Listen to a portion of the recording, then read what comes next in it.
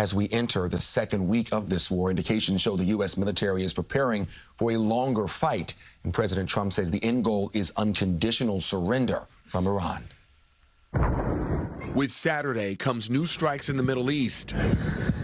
New U.S. and Israeli missiles and bombs rocking Tehran overnight.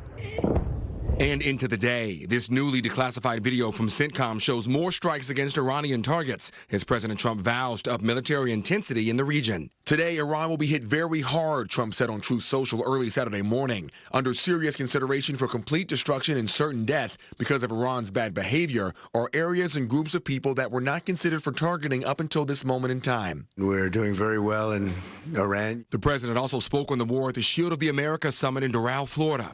We knocked out their Air Force. We knocked out their communications, and all telecommunications is gone. And they're bad people. They're just bad people. The IDF continuing their own barrage, announcing the successful destruction of a number of Iranian fuel storage facilities that were used to power military vehicles. And into the afternoon, the president and vice president both attending the dignified transfer of the 6 U.S. service members who were killed in an Iranian drone strike in Kuwait.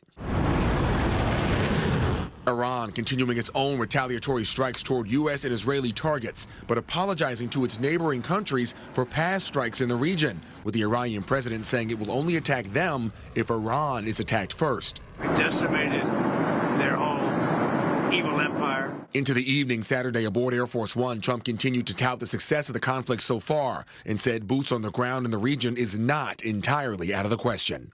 Could there be? Possibly, for very good reason. Have to be very good reason. And I would say if we ever did that, they would be so decimated that they wouldn't be able to fight at the ground level.